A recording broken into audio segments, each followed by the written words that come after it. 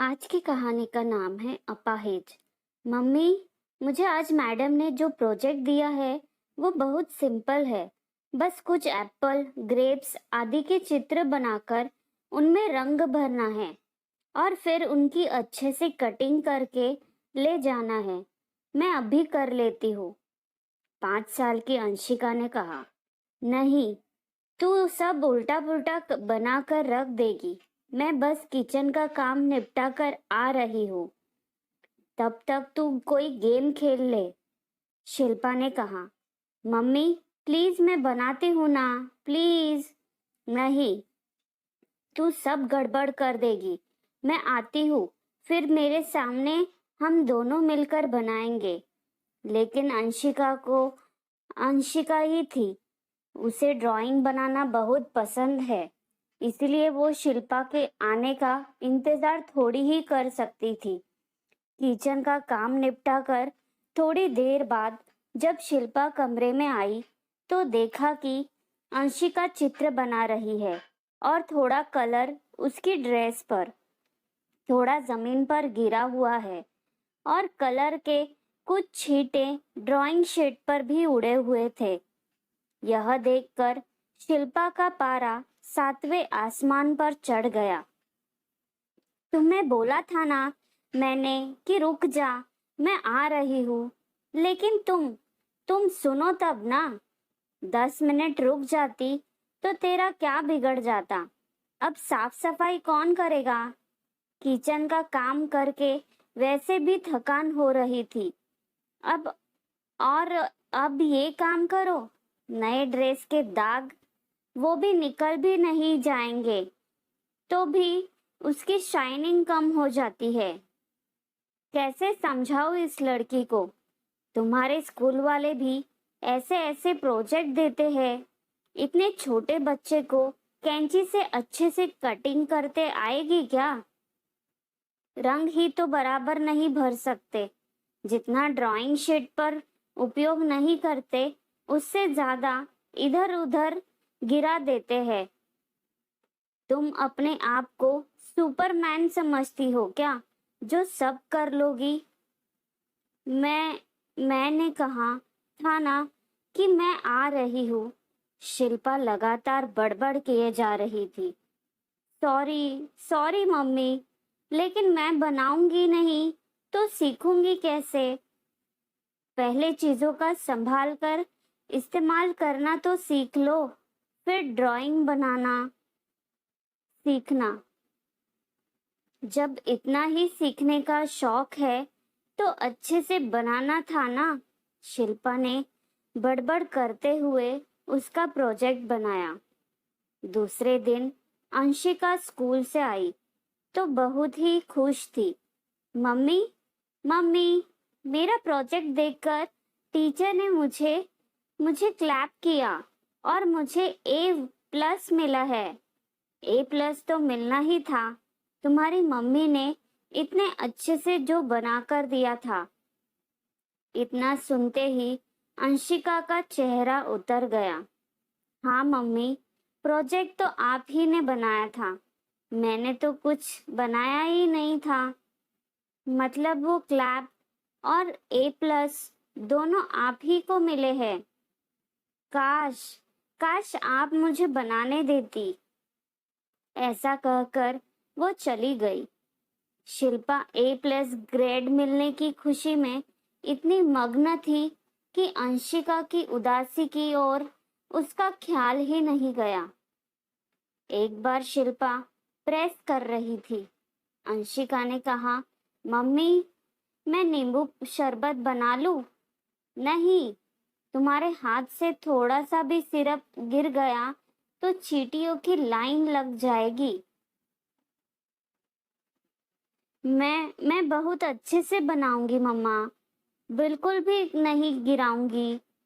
आपने नींबू का शरबत बनाकर रखा है ना फ्रिज में? सिर्फ फ्रिज से तो निकाल कर थोड़ा सा सिरप ग्लास में डालकर उसमें पानी ही तो मिलाना है। मम्मा प्लीज, मैं बनाऊं क्या? उतना तो आता है मुझे। प्लीज मैं बनाती हूँ ना। नहीं नहीं, तुम गिरा दोगी। बाद में मेरा ही काम बढ़ेगा। रुक जा, प्रेस करके मैं ही बना देती हूँ। अंशिका नाराज होकर चली गई। आज रविवार होने से शिल्पा ने सोचा कि अंशिका को पास ही के एक बगीचे में घुमा लाती हूँ। उसके पापा तो 4-5 दिनों के लिए ऑफिस टूर पर गए हुए थे। बगीचे में बहुत सारे बच्चे अलग अलग गेम्स खेलने में मग्न थे। एक एक 10-11 साल के बच्चे को उसकी मम्मी व्हील चेयर पर लेकर आई थी। उसे देखकर अंशिका पूछने लगी, मम्मी, वो भैया तो मेरे से बहुत बड़े हैं, फिर वे अपने पैरों से क्यों नहीं चल रहे हैं? वे चेयर पर क्यों बैठे हैं? उनकी मम्मी को उनकी चेयर पकड़कर चलाना पड़ रहा है। वो अपाहिज है बेटा, वो चल नहीं सकते। अपाहिज क्या होता है मम्मा? जो खुद का काम खुद नहीं कर सकते, जिसे हमेशा किसी दूसरे के मदद की जरूरत पड़ती है। मतलब जो खुद के काम के लिए दूसरों पर निर्भर है, उसे अपाहिज कहते हैं। ओ, वो भैया अपाहिज क्यों है? मेरा मतलब कोई भी ऐसे अपाहिज कैसे हो जाता है? शिल्पा ने सरल सा जवाब देते हुए कहा, जरूर उसने पिछले जन्म में कुछ तो बुरे कर्म किए होंगे, जिसकी सजा भगवान ने उसे दी। मतलब जब भी हम कुछ बुरा काम करते हैं तो भगवान हमें पनिशमेंट देते हैं।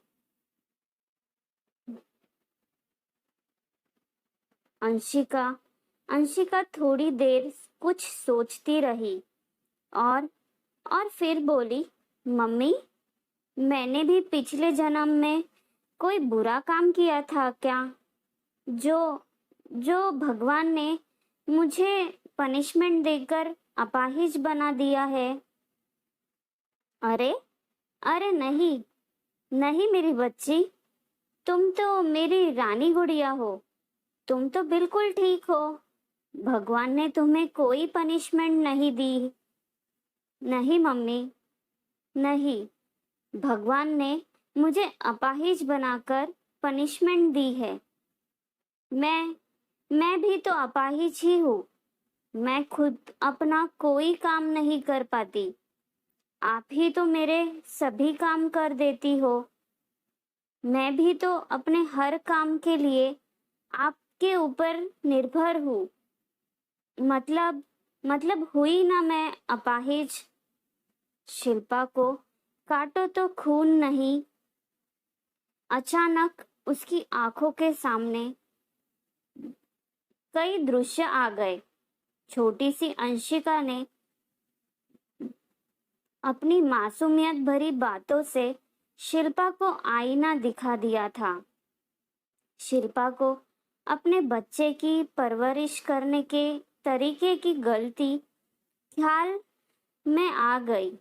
उसने मन ही मन में संकल्प लिया कि अब वो अपनी बेटी को अपाहिज नहीं बनाएगी। आशा करती हूँ कि आज की कहानी आपको जरूर अच्छी लगी होगी और मैं भी यही चाहूंगी कि आप भी आपको अपने बच्चों को अपाहिज ना बनाए, उन्हें अपना काम खुद करने दे, तभी तो वो कुछ सीखेंगे। अगर वीडियो पसंद आया तो वीडियो को लाइक और चैनल को सब्सक्राइब जरूर करना। धन्यवाद।